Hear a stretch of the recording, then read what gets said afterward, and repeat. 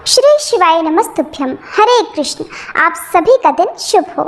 प्रिय श्रोताओं, आज चौथा दिन है शिव पुराण की दिव्य श्रृंखला का।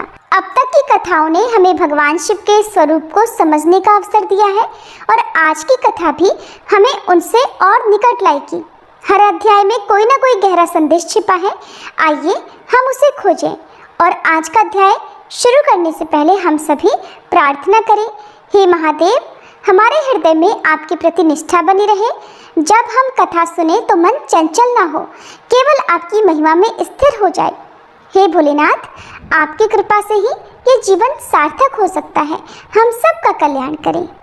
इस प्रकार प्रार्थना करने के बाद सबसे अंत में क्षमा याचना भी करनी चाहिए, जो कि इस वीडियो के लास्ट में हम सब मिलकर करेंगे। अब सुनिए आज की कथा। सूत जी कहते हैं, हे महर्षियों, भगवान श्रीहरि के अंतर्ध्यान हो जाने पर मुनिश्रेष्ठ नारद जी शिवलिंगों का भक्तिपूर्वक दर्शन करते हुए पृथ्वी पर विचरने लगे। ब्राह्मणों, भूमंडल पर घूम फिरकर उन्होंने भोग और मोक्ष देने वाले बहुत से शिवलिंगों का प्रेम पूर्वक दर्शन किया।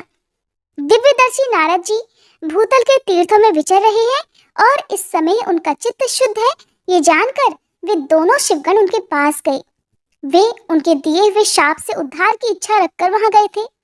उन्होंने आदर पूर्वक मुनि के दोनों पैर पकड़ लिए और शीश झुकाकर भलीभांति प्रणाम करके शीघ्र ही इस प्रकार कहने लगे कि हे ब्राह्मण, हम दोनों शिव के गण हैं। हे मुने, हमने ही आपका अपराध किया है। राजकुमारी श्रीमती के स्वयंवर में आपका चित्त माया से मोहित हो रहा था। उस समय परमेश्वर की प्रेरणा से आपने हम दोनों को श्राप दे दिया था। वहां कुछ समय जानकर हमने चुप रह जाना ही अपनी जीवन रक्षा का उपाय समझा। इसमें किसी का दोष नहीं है, हमें अपने कर्म का ही फल प्राप्त होता है। हे प्रभु, अब आप प्रसन्न होइए और हम दोनों पर कृपा कीजिए। तब देवर्षि नारद कहने लगे, आप दोनों महादेव जी के गण हैं और सत्पुरुषों के लिए परम सम्मानीय हैं। अतः मेरे मोह रहित और सुखदायक यथार्थ वचन को सुनिए। पहले निश्चय ही मेरी बुद्धि भ्रष्ट हो गई थी, बिगड़ गई थी और मैं सर्वथा मोह के वशीभूत हो गया था। इसलिए आप दोनों को मैंने शाप दे दिया था। हे शिवगणों, मैंने जो कुछ कहा है वो वैसा ही होगा, तथापि मेरी बात सुनिए। मैं आपके लिए शापोद्धार की बात बता रहा हूँ। आप लोग आज मेरे अपराध को भी क्षमा कर दें। मुनिवर विश्रवा के वीर से जन्म ग्रहण करके आप दोनों संपूर्ण दिशाओं में प्रसिद्ध कुंभकर्ण और रावण राक्षस राज का पद प्राप्त करोगे और बलवान, वैभव से युक्त तथा परम प्रतापी होगे। समस्त ब्रह्मांड के राजा होकर शिव भक्त और जितेंद्रीय होंगे और शिव के ही दूसरे स्वरूप श्री विष्णु के हाथों मृत्यु पाकर फिर अपने पद पर प्रतिष्ठित हो जाओगे। सूत जी कहते हैं, हे महर्षियों, महात्मा नारद मुनि की ये बात सुनकर वे दोनों शिवगण प्रसन्न होकर सानंद अपने अपने स्थान को लौट गए। श्री नारद जी भी अत्यंत आनंदित होकर अनन्य भाव से भगवान शिव का ध्यान और शिव तीर्थों का दर्शन करते हुए बारंबार भूमंडल में विचरण करने लगे। अंत में वे सबके ऊपर विराजमान शिवप्रिया काशीपुरी में गए, जो शिव स्वरूपिणी और शिव को सुख देने वाली है। काशीपुरी का दर्शन करके नारद जी कृतार्थ हो गए। उन्होंने भगवान काशीनाथ का दर्शन किया और परम प्रेम एवं परमानंद से युक्त होकर उनकी पूजा की।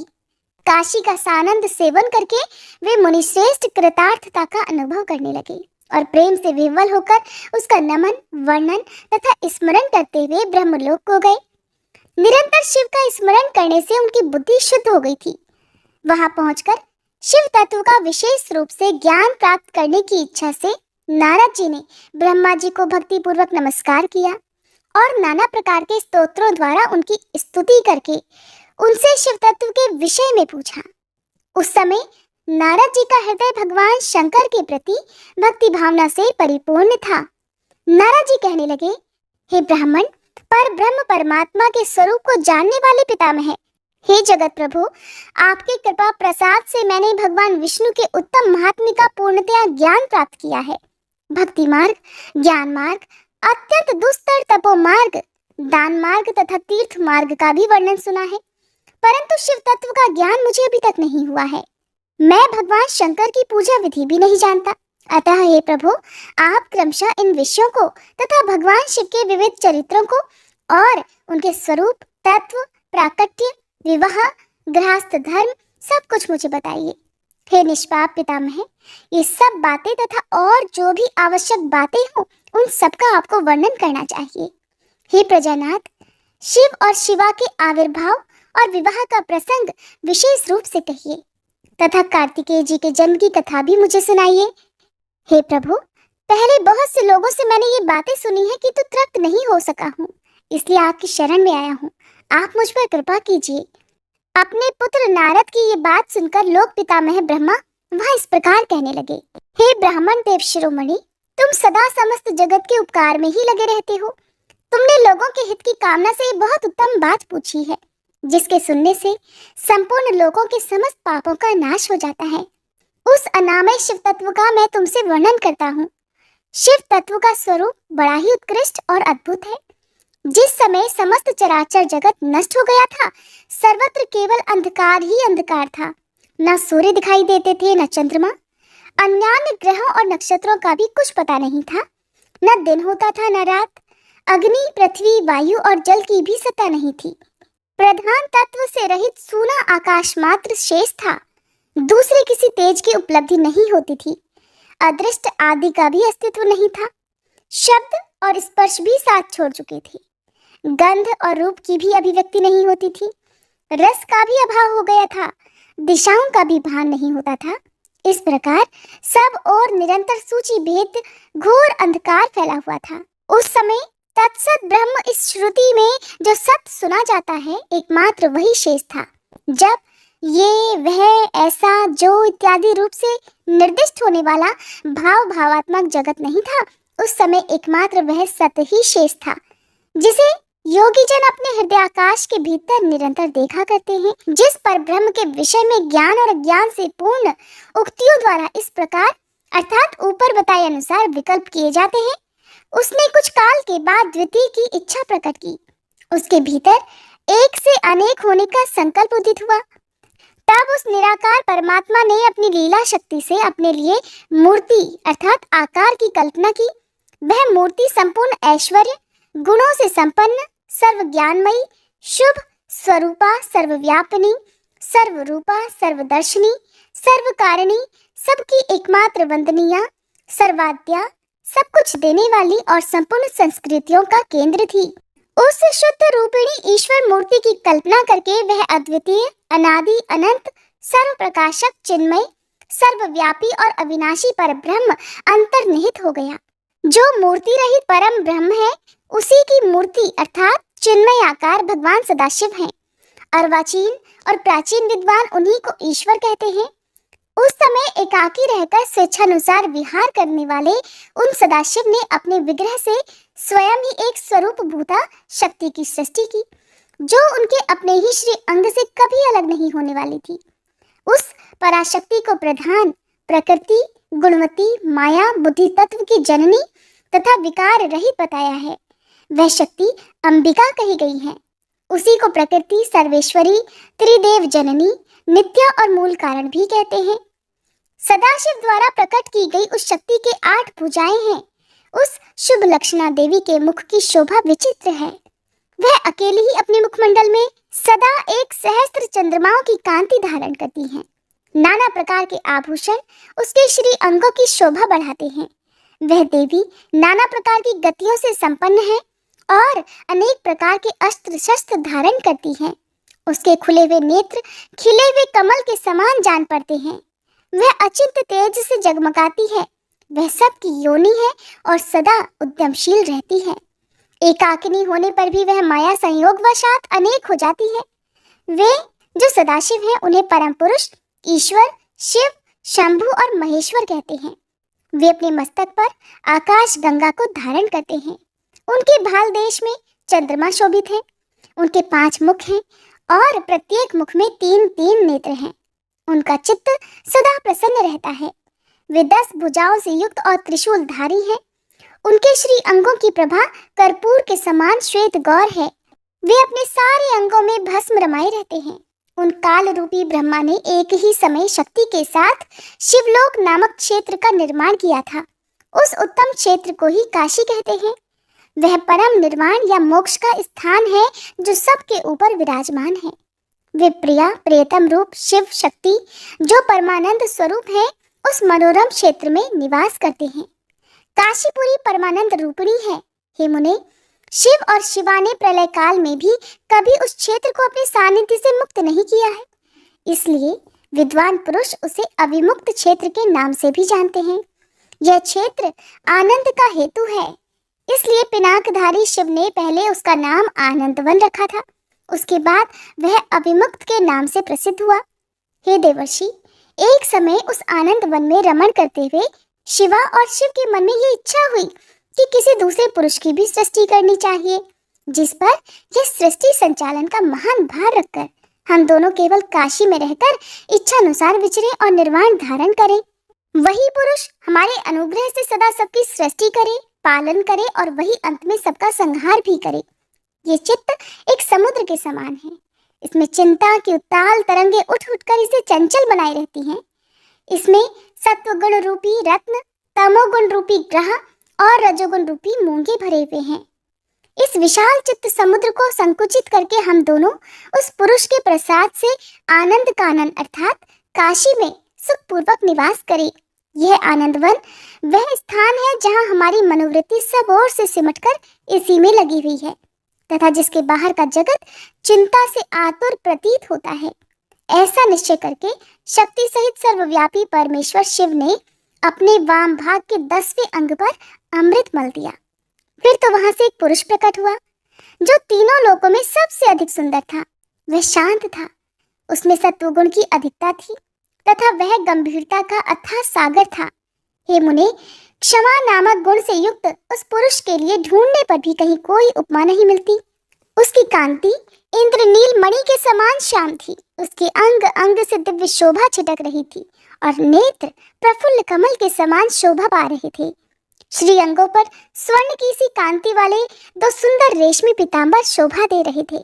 किसी से भी पराजित न होने वाला वह वीर पुरुष अपने प्रचंड भुजदंडों से सुशोभित हो रहा था। तदंतर उस पुरुष ने परमेश्वर शिव को प्रणाम करके कहा, हे स्वामिन, मेरे नाम निश्चित कीजिए और काम बताइए। उस पुरुष की बात सुनकर महेश्वर भगवान शंकर हंसते हुए मेघ के समान गंभीर वाणी में उससे कहने लगे, हे वत्स, व्यापक होने के कारण तुम्हारा विष्णु नाम प्रख्यात होगा। इसके सिवा और भी बहुत से नाम होंगे जो भक्तों को सुख देने वाले होंगे। तुम सुस्थिर उत्तम तप करो क्योंकि वही समस्त कार्यों का प्रधान है। ऐसा कहकर भगवान शिव ने श्वास मार्ग से श्री विष्णु को वेदों का ज्ञान प्रदान किया।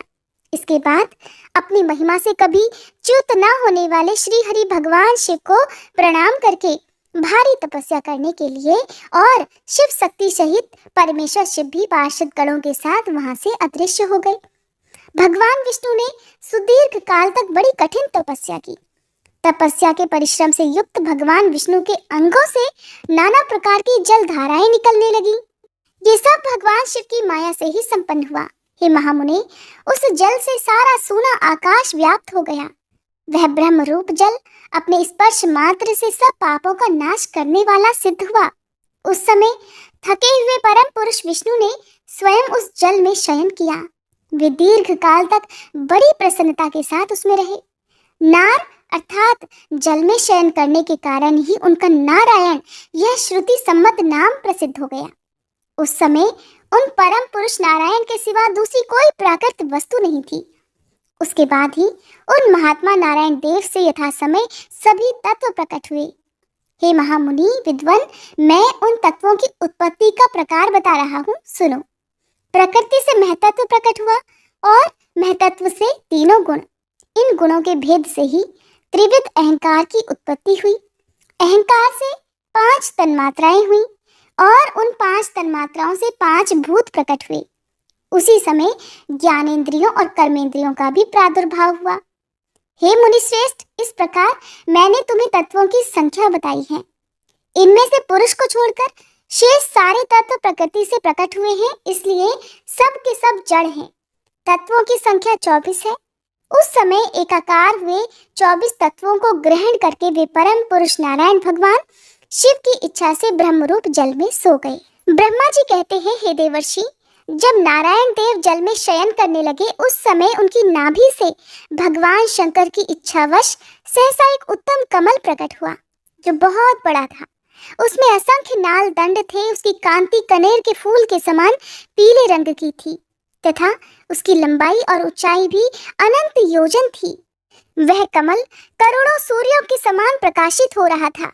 सुंदर होने के साथ ही संपूर्ण तत्वों से युक्त था और अत्यंत अद्भुत, परम रमणीय, दर्शन के योग्य तथा सबसे उत्तम था। तत्पश्चात कल्याणकारी परमेश्वर सांब सदाशिव ने पूर्ववत प्रयत्न करके मुझे अपने दाहिने अंग से उत्पन्न किया। हे मुने, उन महेश्वर ने मुझे तुरंत ही अपनी माया से मोहित करके नारायण देव के नाभि कमल में डाल दिया और लीलापूर्वक मुझे वहां से प्रकट किया।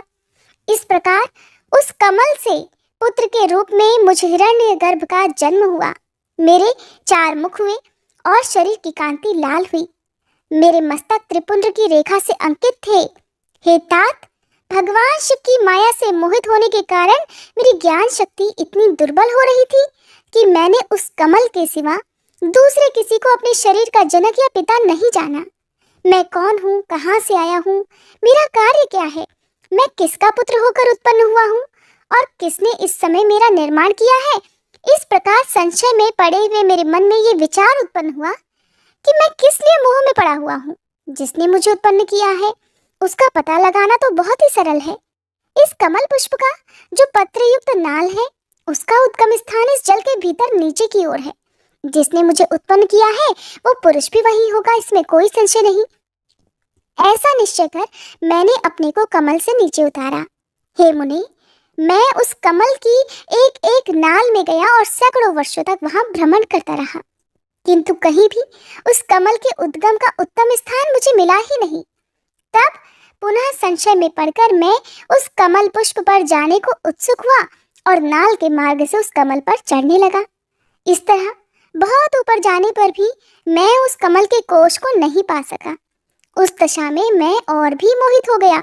हे मुने, उस समय भगवान शिव की इच्छा से परम मंगलमयी उत्तम आकाशवाणी प्रकट हुई, जो मेरे मोह का विध्वंस करने वाली थी।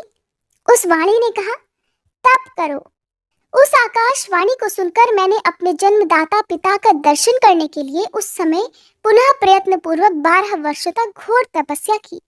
तब मुझ पर कृपा करने के लिए ही 4 भुजाओं और सुंदर नेत्रों से सुशोभित भगवान विष्णु वहां सहसा प्रकट हो गए। उन परम पुरुष ने अपने हाथों में शंख, चक्र, गदा और पद्म धारण कर रखे थे। उनके सारे अंग सजल जलधर के समान श्याम कांति से सुशोभित थे। उन परम प्रभु ने सुंदर पीतांबर पहन रखा था। उनके मस्तक आदि अंगों में मुकुट आदि महामूल्यवान आभूषण शोभा पाते थे। उनका मुखारविंद प्रसन्नता से खिला हुआ था। मैं उनकी छवि पर मोहित हो रहा था। वे मुझे करोड़ों कामदेवों के समान मनोहर दिखाई दिए। उनका वह अत्यंत सुंदर रूप देखकर मुझे बड़ा आश्चर्य हुआ। वे सांवली और सुनहरी आभा से उद्भासित हो रहे थे। उस समय उन सद सत्व स्वरूप परमात्मा 4 भुजा धारण करने वाले महाबाहु नारायण देव को वहां उस रूप में अपने साथ देखकर मुझे बड़ा हर्ष हुआ। तदंतर उन नारायण देव के साथ मेरी बातचीत प्रारंभ हुई। भगवान शिव की लीला से वहां हम दोनों में कुछ विवाद छिड़ गया। उसी समय हम लोगों के बीच में एक महान अग्नि स्तंभ अर्थात ज्योतिर्मय लिंग प्रकट हुआ। मैंने और श्री विष्णु ने क्रमशः ऊपर और नीचे जाकर उसके आदि अंत का पता लगाने के लिए बड़ा प्रयत्न किया, परंतु हमें कहीं भी उसका कोई और छोर नहीं मिला। मैं थककर ऊपर से नीचे लौट आया और भगवान विष्णु भी उसी तरह नीचे से ऊपर आकर मुझसे मिले। हम दोनों शिव जी की माया से मोहित थे। श्री हरि ने मेरे साथ आगे पीछे से और अगल बगल से परमेश्वर शिव को प्रणाम किया। फिर वे सोचने लगे, ये क्या वस्तु है, इसके स्वरूप का निर्देश नहीं किया जा सकता, क्योंकि ना तो इसका कोई नाम है न कर्म ही है। लिंग रहित तत्व ही यहाँ लिंग भाव को प्राप्त हो गया है। ध्यान मार्ग में भी इसके स्वरूप का कुछ पता नहीं चलता। इसके बाद मैं और श्री हरि दोनों ने अपने चित्त को स्वस्थ करके उस अग्नि स्तंभ को प्रणाम करना आरंभ कर दिया। हम दोनों कहने लगे, हे महाप्रभु, हम आपके स्वरूप को नहीं जानते। आप जो कोई भी क्यों न हो, आपको हमारा नमस्कार है। हे महेशान, आप शीघ्र ही हमें अपने यथार्थ रूप का दर्शन कराइए। हे मुनि श्रेष्ठ, इस प्रकार अहंकार से आविष्ट हुए हम दोनों ही वहां नमस्कार करने लगे। ऐसा करते हुए हमारे 100 वर्ष बीत गए।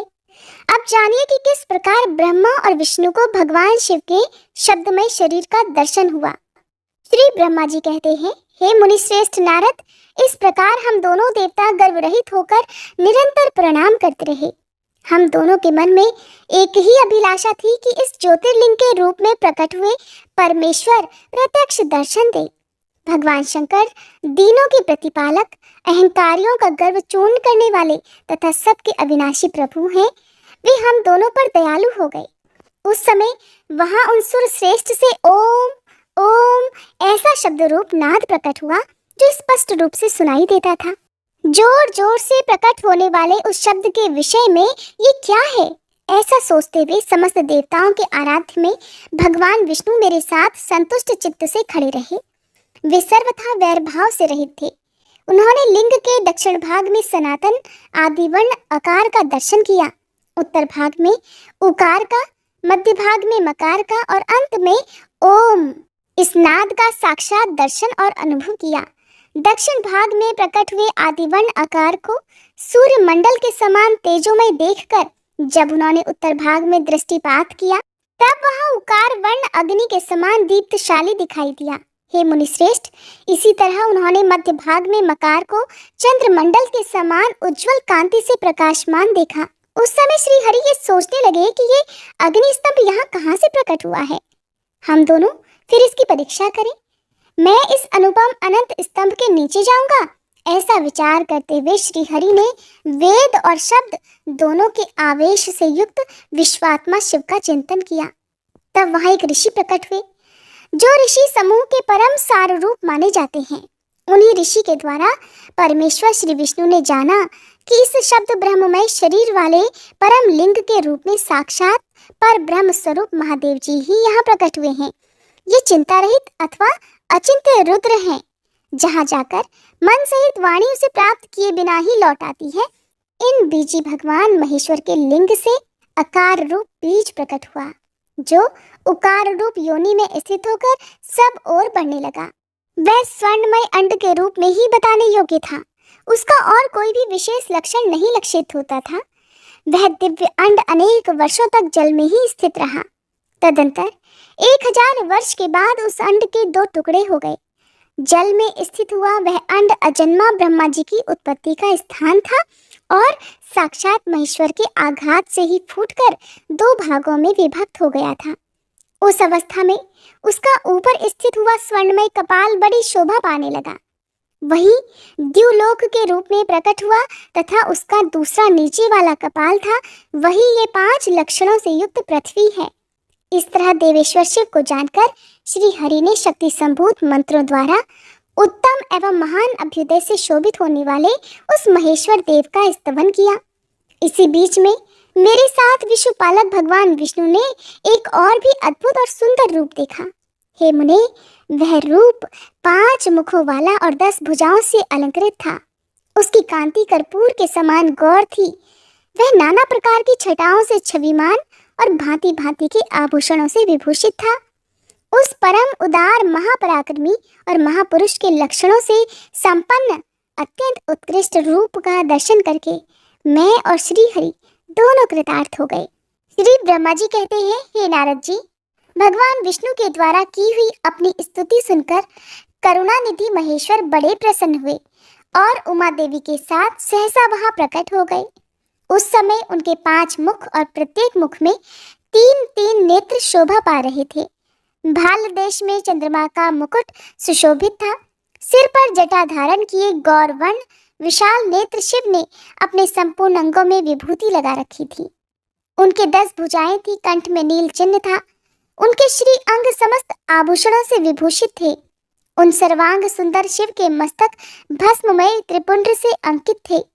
ऐसे विशेष गुणों से युक्त परमेश्वर महादेव जी की भगवती उमा के साथ उपस्थिति देख मैंने और भगवान विष्णु ने पुनः प्रिय वचनों द्वारा उनकी स्तुति की। तब पापहारी करुणा कर भगवान महेश्वर ने प्रसन्नचित होकर उन श्री विष्णु देव को श्वास रूप से वेद का उपदेश दिया।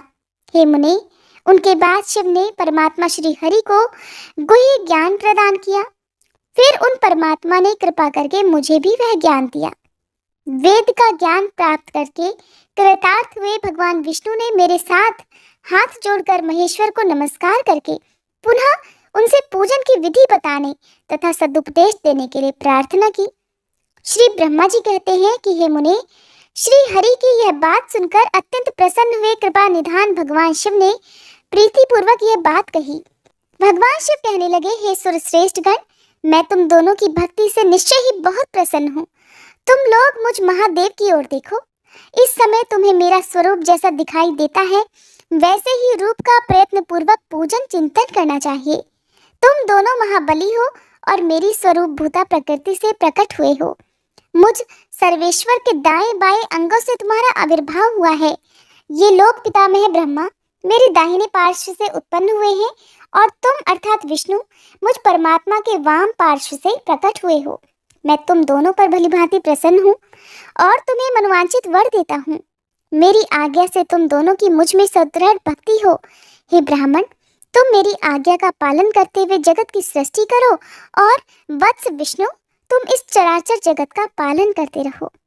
हम दोनों से ऐसा कहकर भगवान शंकर ने हमें पूजा की उत्तम विधि प्रदान की, जिसके अनुसार पूजित होने पर वे पूजक को अनेक प्रकार के फल प्रदान करते हैं।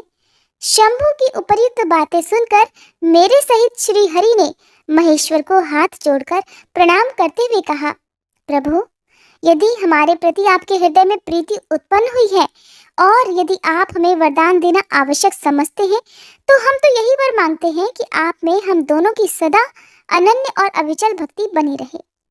ब्रह्मा जी कहते हैं, हे मुने, श्री हरि की ये बात सुनकर भगवान हर ने पुनः मस्तक झुकाकर प्रणाम करके हाथ जोड़ खड़े हुए उन नारायण देव से स्वयं कहा।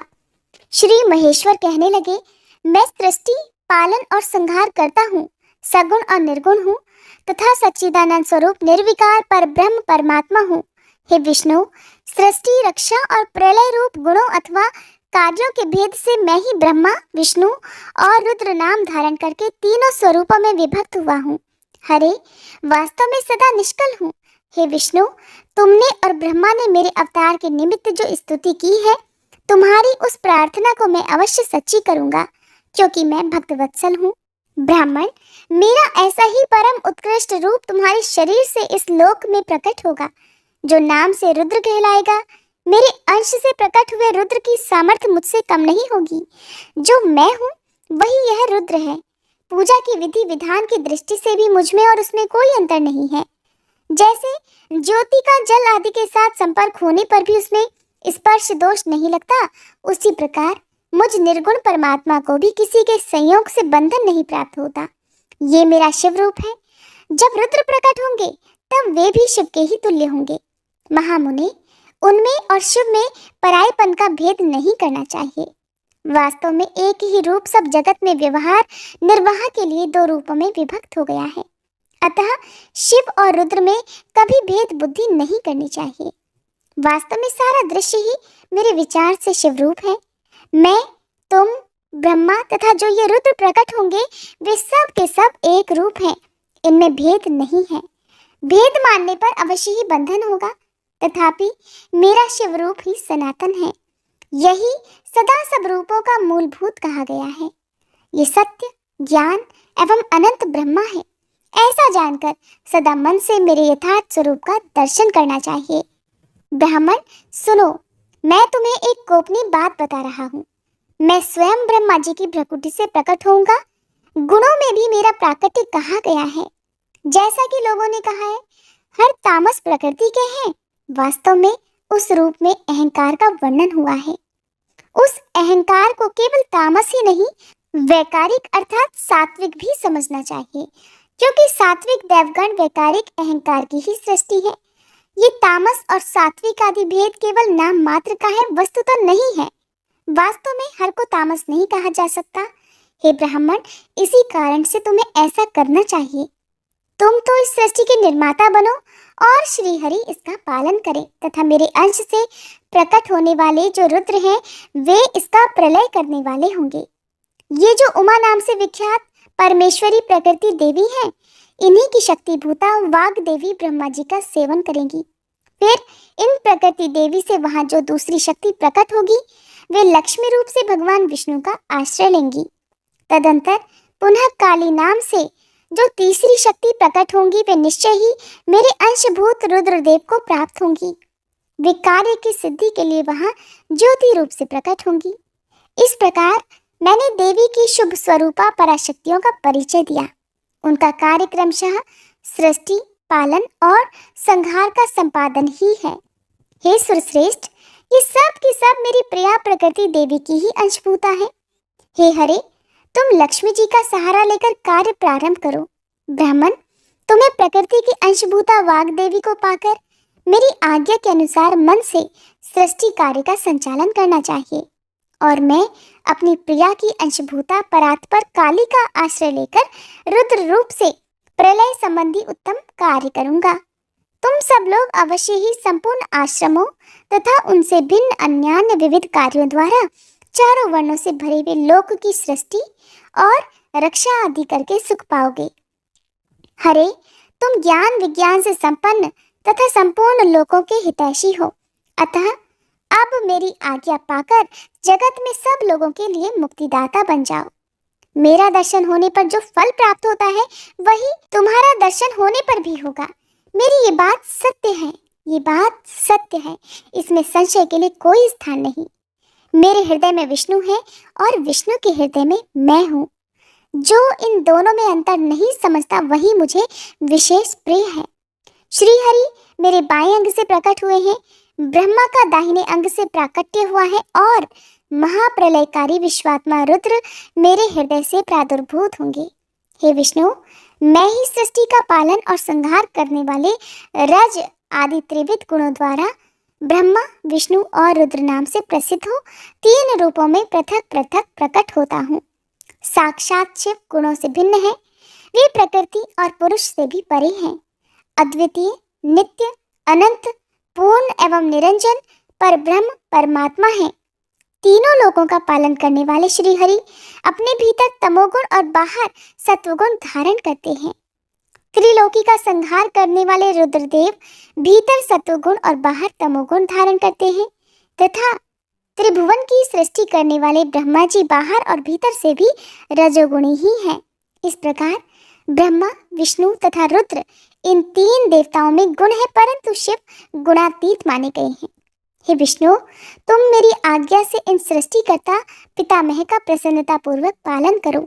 ऐसा करने से तीनों लोकों में पूजनीय होगे। परमेश्वर शिव बोले, उत्तम व्रत का पालन करने वाले हरे, हे विष्णु, अब तुम मेरी दूसरी आज्ञा सुनो। उसका पालन करने से तुम सदा समस्त लोकों में माननीय और पूजनीय बने रहोगे। ब्रह्मा जी के द्वारा रचे गए लोक में जब कोई दुख या संकट उत्पन्न हो तब तुम उन संपूर्ण दुखों का नाश करने के लिए सदा तत्पर रहना। तुम्हारे संपूर्ण दुस्सह कार्यों में मैं तुम्हारी सहायता करूंगा। तुम्हारे जो दुर्जय और अत्यंत उत्कट शत्रु होंगे उन सबको मैं मार गिराऊंगा। हरे, तुम नाना प्रकार के अवतार धारण करके लोकों में अपनी उत्तम कीर्ति का विस्तार करो और सबके उद्धार के लिए तत्पर रहो। तुम रुद्र के ध्येय हो और रुद्र तुम्हारे ध्येय हैं। तुम में और रुद्र में कुछ भी अंतर नहीं है। जो मनुष्य रुद्र का भक्त होकर तुम्हारी निंदा करेगा उसका सारा पुण्य तत्काल भस्म हो जाएगा। पुरुषोत्तम विष्णु, तुमसे द्वेष करने के कारण मेरी आज्ञा से उसको नरक में गिरना पड़ेगा। ये बात सत्य है और इसमें कोई संशय नहीं। तुम इस लोक में मनुष्यों के लिए विशेषतः भोग और मोक्ष प्रदान करने वाले और भक्तों के ध्येय तथा पूज्य होकर प्राणियों का निग्रह और अनुग्रह करो।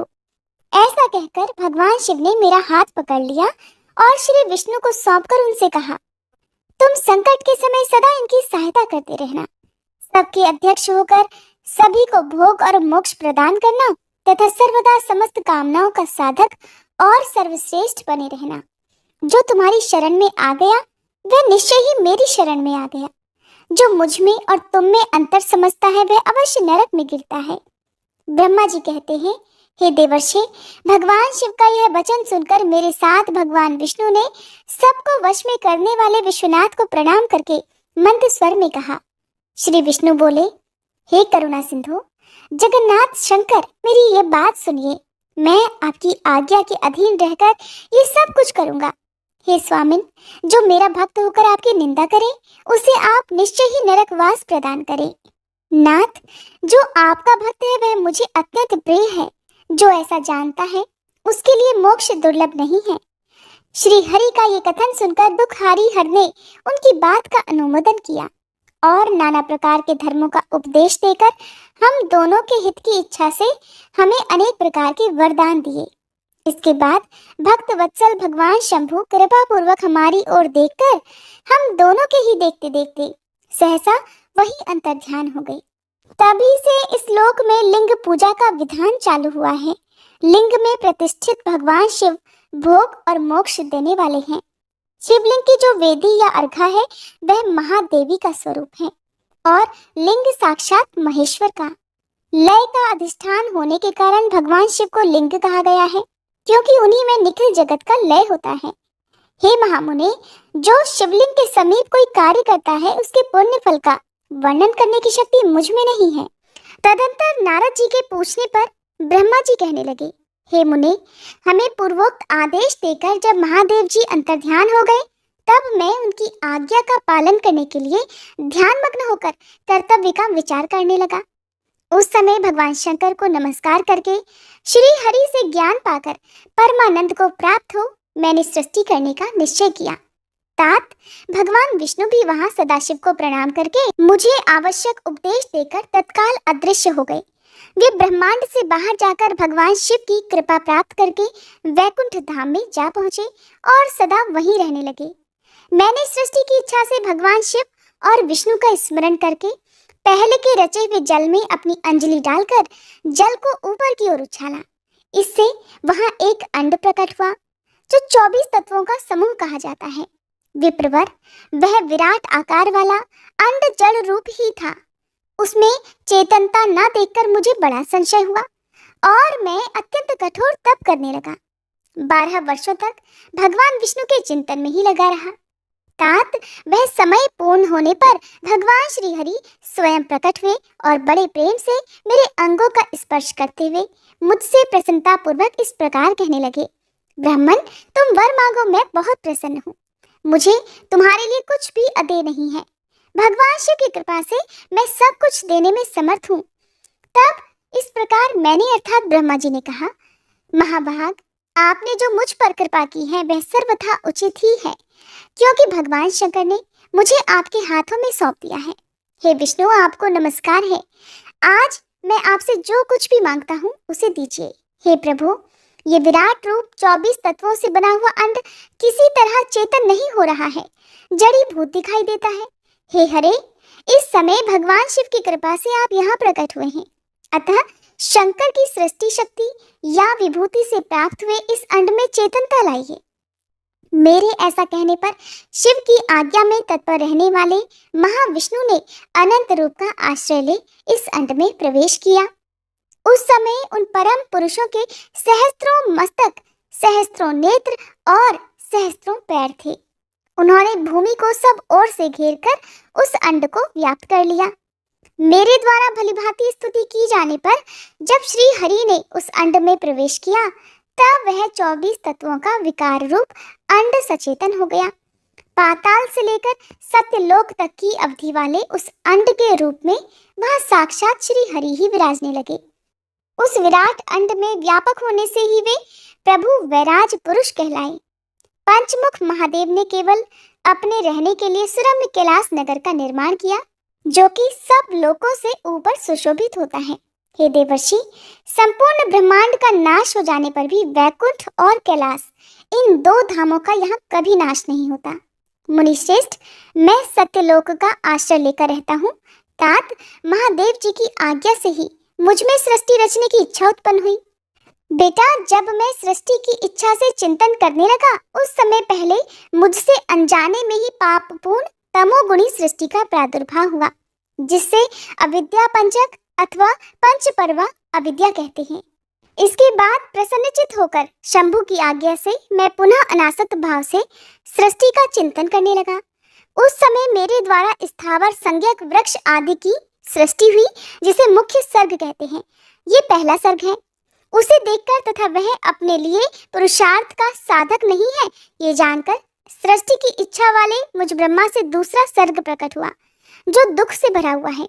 उसका नाम है त्रियक स्त्रोता। वह सर्ग भी पुरुषार्थ का साधक नहीं था। उसे भी पुरुषार्थ साधन की शक्ति से रहित जान जब मैं पुनः सृष्टि का चिंतन करने लगा तब मुझसे शीघ्र ही तीसरे सात्विक सर्ग का प्रादुर्भाव हुआ जिसे ऊर्ध्व स्तोत्र कहते हैं। यह देव सर्ग के नाम से विख्यात हुआ। देव सर्ग सत्यवादी तथा अत्यंत सुखदायक है। उसे भी पुरुषार्थ साधन की रुचि और अधिकार से रहित मानकर मैंने अन्य सर्ग के लिए अपने स्वामी श्री शिव का चिंतन आरंभ किया। तब भगवान शंकर की आज्ञा से एक रजोगुणी सृष्टि का प्रादुर्भाव हुआ जिसे अर्वाक स्तोत्र कहा गया है। इस सर्ग के प्राणी मनुष्य हैं जो पुरुषार्थ साधन के उच्च अधिकारी हैं। तदंतर महादेव जी की आज्ञा से भूत आदि की सृष्टि हुई। इस प्रकार मैंने 5 तरह की वैकृत सृष्टि का वर्णन किया है। इनके सिवा 3 प्राकृत सर्ग भी कहे हैं जो मुझ ब्रह्मा के सानिध्य से प्रकृति से ही प्रकट हुए हैं। इनमें पहला महतत्व का सर्ग है, दूसरा सूक्ष्म भूतों अर्थात तन्मात्राओं का सर्ग है और तीसरा वैकारिक सर्ग कहलाता है। इस तरह ये 3 प्राकृत सर्ग हैं। प्राकृत और वैकृत दोनों प्रकार के सर्गों को मिलाने से 8 सर्ग होते हैं। इनके सिवा 9वां कुमार सर्ग है जो प्राकृत और वैकृत भी है।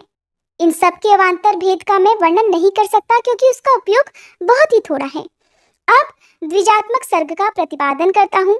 इसी का दूसरा नाम कुमार सर्ग है जिसमें सनक सनंदन आदि कुमारों की महत्वपूर्ण सृष्टि हुई है।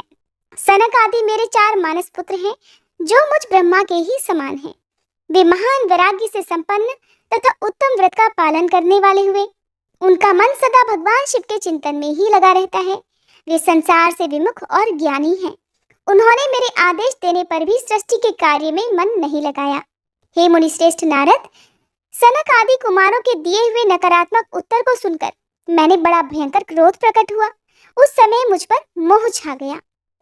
उस अवसर पर मैंने मन ही मन भगवान श्री हरि का ध्यान किया और वे शीघ्र ही आ गए और उन्होंने मुझे समझाते हुए कहा, तुम भगवान शिव की प्रसन्नता के लिए तप करो। मुनिश्रेष्ठ, जब श्री हरि ने मुझे ऐसी शिक्षा दी तब मैं महाघोर और उत्कृष्ट तप करने लगा। सृष्टि के लिए तपस्या करते हुए मेरी दोनों भौहें और नासिका के मध्य भाग से जो उनका अपना ही अविमुक्त नामक स्थान है, महेश्वर की 3 मूर्तियों में से अन्यतम पूर्णांश सर्वेश्वर और दयासागर भगवान शिव अर्धनारीश्वर स्वरूप में प्रकट हुए, जो जन्म से रहित तेज की राशि, सर्वज्ञ तथा सर्वदृष्टा हैं। उन नील लोहित नामधारी साक्षात उमा वल्लभ शंकर को सामने देख बड़ी भक्ति से मस्तक झुका उनकी स्तुति करके मैं बड़ा प्रसन्न हुआ और उन देव देवेश्वर से बोला, हे प्रभु, आप भांति भांति के जीवों की सृष्टि कीजिए। मेरी यह बात सुनकर उन देवाधिदेव महेश्वर रुद्र ने अपने ही समान बहुत से रुद्र गणों की सृष्टि की। तब मैंने अपने स्वामी महेश्वर महारुद्र से फिर कहा, देव, आप ऐसे जीवों की सृष्टि कीजिए जो जन्म और मृत्यु के भय से युक्त हों। मुनिश्रेष्ठ, मेरी ऐसी बातें सुनकर करुणा सागर महादेव जी हंस पड़े और तत्काल इस प्रकार कहने लगे, विधाता, मैं जन्म और मृत्यु के भय से युक्त अशोभन जीवों की सृष्टि नहीं करूंगा, क्योंकि वे कर्मों के अधीन हो दुख के समुद्र में डूबे रहेंगे। मैं तो दुख के सागर में डूबे हुए उन जीवों का उद्धार मात्र करूंगा। गुरु का स्वरूप धारण करके उत्तम ज्ञान प्रदान कर उन सबको संसार सागर से पार करूंगा। हे प्रजापते, दुख में डूबे हुए सारे जीव की सृष्टि तो तुम ही करो। मेरी आज्ञा से इस कार्य में प्रवृत्त होने के कारण तुम्हें माया नहीं बांध सकेगी।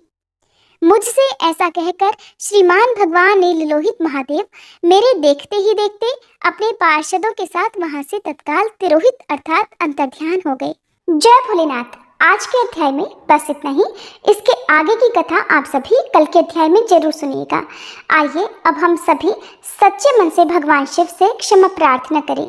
हे भोलेनाथ, अगर इस कथा के श्रवण, वाचन या स्मरण के दौरान हमारे मन, वाणी या कर्म से कोई भी त्रुटि हो गई हो तो हम आपसे हाथ जोड़कर प्रार्थना करते हैं, कृपया हमें क्षमा करें। प्रभु, हमारी समझ सीमित है परंतु श्रद्धा असीम है।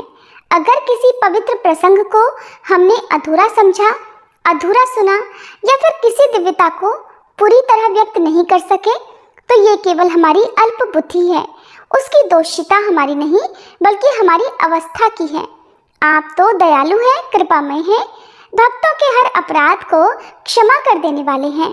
हे भोलेनाथ, हमारी इस भक्ति यात्रा को स्वीकार करें और हमारे दोषों को नष्ट करके हमें अपनी शरण में रखें। हे नीलकंठ, इस अध्याय को आपने ही आरंभ करवाया और आप ही इसे पूर्ण करें। आपकी कृपा से हम हर दिन आपकी ओर निकट आते रहें, यही हमारी सबसे बड़ी कामना है। हर हर महादेव। आइए अब श्रवण करते हैं भगवान भोलेनाथ की आरती। कर्पूर गौरम करुणावतारम संसार सारम भुजगेन्द्रहारम सदा वसन्तं हृदयारविन्दे भवं भवानी सहितं नमामि। जय शिव ओंकारा, भज शिव ओंकारा, ब्रह्मा विष्णु सदा शिव, ब्रह्मा विष्णु सदा शिव, अर्धांगी धारा। जय शिव ओंकारा, एकानन चतुरानन पंचानन राजे, प्रभु पंचानन राजे, हंसानन गरुड़ासन, हंसानन गरुड़ासन, वृषवाहन साजे। जय शिव ओंकारा, दो भुज चार चतुर्भुज, दस भुज अति सोहे, प्रभु दस भुज अति सोहे। तीनों रूप निखरते, तीनों रूप निखरते, त्रिभुवन जन मोहे। जय शिव ओंकारा, छर माला वन माला गरुड़ माला धारी, प्रभु गरुड़ माला धारी। त्रिपुरारी कंसारी, त्रिपुरारी कंसारी, करमाला धारी। जय शिव ओंकारा, श्वेतांबर पीतांबर बाघंबर अंगे, प्रभु बाघंबर अंगे। सनकादि गरुड़ादिक, सनकादिक गरुड़ादिक, भूतादिक संगे। कर मध्ये कुशमंडलु चक्र त्रिशूलधारी, प्रभु चक्र त्रिशूलधारी। सुखकारी दुखहारी, सुखकारी दुखहारी, जगपालनकारी। ओम जय शिव ओंकारा, ब्रह्मा विष्णु सदा शिव, जानत अविवेका, प्रभु जानत अविवेका। प्रणवाक्षर में शोभित, प्रणवाक्षर में शोभित, ये तीनों एका। जय शिव ओंकारा, त्रिगुण स्वामी की आरती जो कोई नर गावे, प्रभु जो कोई नर गावे। भजत शिवानंद स्वामी, भजत शिवानंद स्वामी, मन वांछित पावे। जय शिव ओंकारा, जय शिव ओंकारा, भज शिव ओंकारा। ब्रह्मा विष्णु सदा शिव, अर्धांगी धारा। जय शिव ओंकारा।